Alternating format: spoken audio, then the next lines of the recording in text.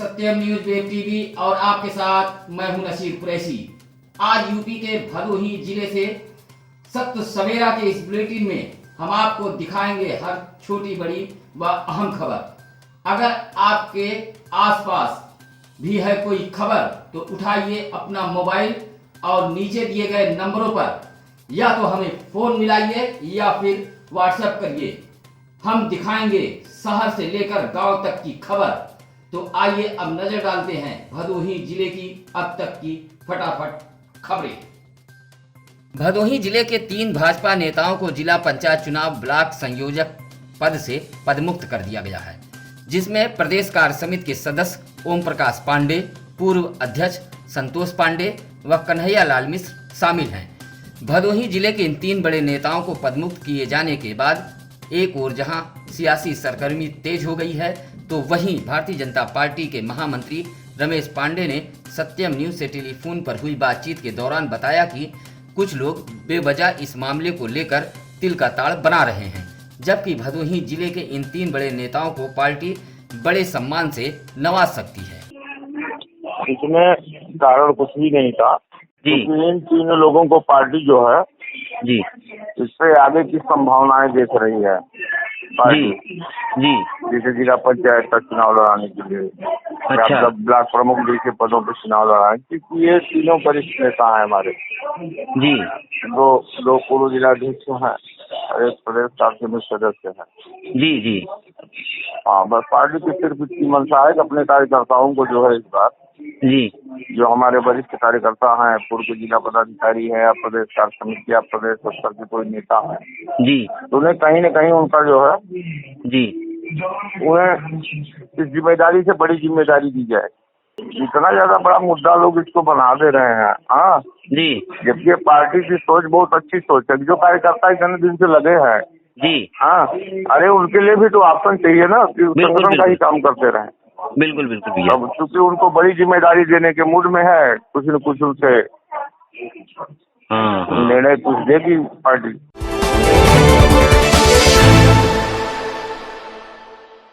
काली नगरी भदोही में लॉकडाउन के बाद बंद पड़े तमाम धार्मिक स्थल खुल गए हैं। जिले भर के धार्मिक स्थलों पर श्रद्धालु भी पहुंचे, लेकिन भदोही जिले में सीता समाहित स्थल पर स्थित मां सीता के मंदिर के कपाट अभी नहीं खुले हैं। 30 जून तक सीता समाहित स्थल मंदिर को बंद रखने का निर्णय लिया गया है। आपको बता दें कि यह वही स्थान है जहां मां सीता ने दूसरे वनवास के दिन वाल्मीकि आश्रम में काटे थे। मां जानकी के इस मंदिर में आम दिनों में भी देश ही नहीं विदेशों से भी बड़ी संख्या में श्रद्धालु सीता समाहित स्थल आते हैं। मंदिर के प्रबंध कैलाश चंद्र ने बताया कि 3 जून तक मंदिर को बंद रखने का फैसला लिया गया है। भदोही शहर कोतवाली इलाके के मोहल्ला काजीपुर निवासी 2 लोगों को जौनपुर जनपद की मड़ियाहू पुलिस ने प्रतिबंधित मांस के साथ गिरफ्तार कर जेल भेज दिया है। मड़ियाहू कोतवाली के वरिष्ठ उप निरीक्षक सुरेश चंद्र दुबे ने बताया कि मुखबिर द्वारा सूचना मिली कि भदोही शहर के काजीपुर निवासी आशिक अली व मोहम्मद नईम नामक 2 व्यक्ति प्रतिबंधित मांस लेकर जा रहे हैं। मुखबिर से मिली सूचना के बाद मड़ियाहू पुलिस ने शिवपुर स्थित बाईपास पर घेराबंदी कर ली, जहां बाइक सवार संदिग्ध 2 लोग मड़ियाहू से भदोही की तरफ जा रहे थे। बाइक रोककर तलाशी ली गई तो पीछे बोरे में 60 किलो प्रतिबंधित मांस बरामद हुआ है। गिरफ्तार दोनों व्यक्तियों से पूछताछ के बाद पता चला कि दोनों मड़ियाहू नगर से मांस लेकर बेचने के लिए भदोही जा रहे थे। गिरफ्तार दोनों व्यक्तियों को पुलिस ने गोवध निवारण अधिनियम के तहत मुकदमा दर्ज कर जेल भेज दिया है।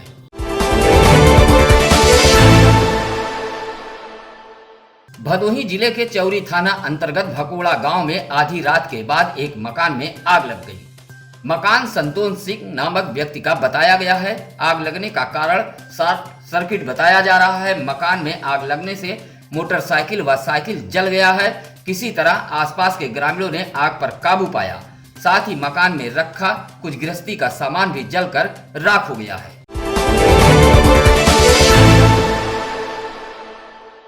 गोपीगंज के गंगा घाट पर बढ़े जल स्तर को देखते हुए 4 पहिया वाहनों का आवागमन बंद कर दिया गया है।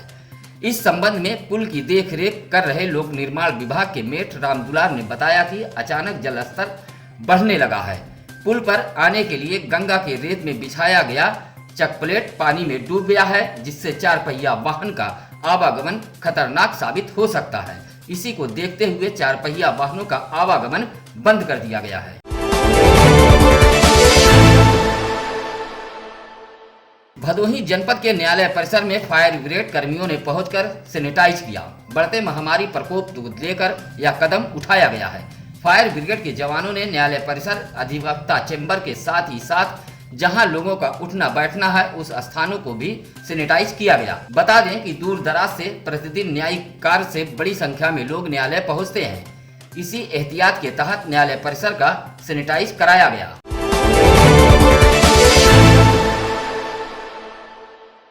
उत्तर प्रदेश उद्योग व्यापार प्रतिनिधि मंडल भदोही जिला अध्यक्ष घनश्याम दास गुप्ता संगठन से जुड़े लोगों के साथ पहुंचकर जिला अधिकारी भदोही राजेंद्र प्रसाद से मुलाकात की और दुकानों के खोलने के समय में बदलाव की मांग की। साथ ही चाय पान की दुकानों को भी खुलवाए जाने की मांग की है। व्यापार मंडल द्वारा जिलाधिकारी को सौंपे गए पत्र में कहा है कि जिले में संक्रमितों की संख्या बढ़ रही है, जिसको लेकर व्यापारी भी काफी सतर्क हैं। ऐसे में दुकानों के खोलने के समय में बदलाव किया जाए। व्यापार संगठन से जुड़े लोगों ने सुबह 7 बजे से शाम 7 बजे तक दुकान को खोलने का आदेश देने की मांग की है। इस मौके पर रंजीत गुप्ता, श्रीकांत जायसवाल आदि लोग मौजूद रहे।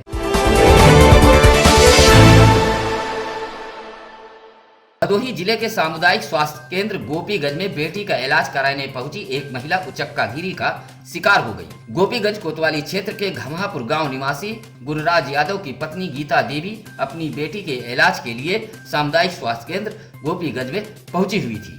बीमार बेटी को अस्पताल परिसर में बैठाकर किसी कार्य से गई हुई थी। बेटी के पास उसने अपना पर्स रख दिया। बीमार बेटी के पास रखा पर्स किसी उचक्के ने उड़ा दिया।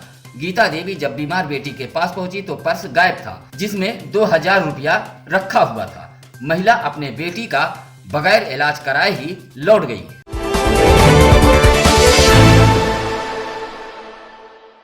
औराई विकास खंड के औरंगाबाद में कई दिनों से विद्युत तार टूटकर गिर गया, जिससे गांव की बिजली जहां पूरी तरह गुल है, वहीं पेयजल सहित मोबाइल व इन्वर्टर पूरी तरह फेल हो चुके हैं। जबकि ग्रामीणों ने इसकी शिकायत संबंधित विभाग के अधिकारियों से भी की है, लेकिन ग्रामीणों की समस्याओं पर ध्यान नहीं दिया जा रहा है। चौरी क्षेत्र के भवानीपुर गांव के ग्रामीणों ने गांव में सैनिटाइज व दवाओं का छिड़काव न होने की बात कहते हुए जबरदस्त विरोध जताया है। ग्रामीणों का आरोप है कि गांव के परिषदीय स्कूल में क्वारंटाइन किए गए 4 लोगों की रिपोर्ट पॉजिटिव आ चुकी है और गांव को सील करते हुए हॉटस्पॉट घोषित किया जा चुका है, लेकिन स्वास्थ्य विभाग की टीम ने अभी तक गांव में न तो दवाओं का छिड़काव कराया है और न ही सैनिटाइज कराया है। इसी बात को लेकर ग्रामीणों का गुस्सा फूट पड़ा और जबरदस्त विरोध किया। विरोध करने वालों में मनोज पटेल, शीतला प्रसाद, नंदलाल पटेल, अजय पटेल, राजकुमार, अवध नारायण आदि मौजूद रहे।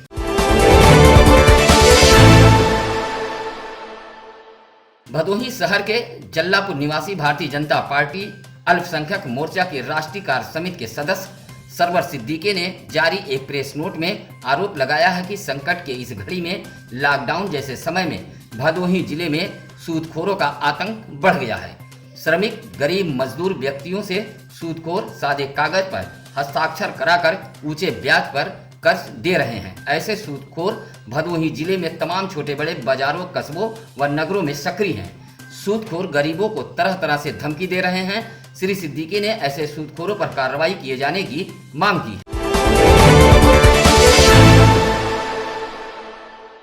नेता व कार्यकर्ता किसी भी पार्टी की रीढ़ होता है और पार्टी की छवि को बनाने से लेकर बिगाड़ने तक का यही कार्यकर्ता काम भी करता है। ऐसा ही कुछ कहना है गोपीगंज के नुनियान मोहल्ले के लोगों का। बता दें कि नगर पालिका परिषद गोपीगंज द्वारा इस बस्ती के एक रास्ते पर शौचालय निर्माण कराया जा रहा था। शौचालय निर्माण के बाद मोहल्ले का यह मार्ग पूरी तरह सकरा हो जाता। इसी बात से मोहल्ले के लोग परेशान थे। कई बार नगर पालिका परिषद गोपीगंज से भी गुहार लगा चुके थे। कोई उम्मीद की किरण मोहल्ले वासियों को नजर नहीं आई तो पूर्व नगर पालिका अध्यक्ष प्रत्याशी व भाजपा नेता गगन गुप्ता से अपनी पीड़ा बताई। और एक लिखित प्रार्थना पत्र भी दिया, जिस पर भाजपा नेता गगन गुप्ता ने मोहल्ले वासियों के हित में लड़ाई छेड़ दी, जहां मोहल्ले में हो रहे शौचालय निर्माण को नगर पालिका को रोकना पड़ा। अब ऐसे में मोहल्ले वासी भारतीय जनता पार्टी पर पूरी तरह फिदा हो गए हैं और मोहल्ले वासी कह रहे हैं कि साहब ऐसे भाजपा नेता को बार बार सलाम।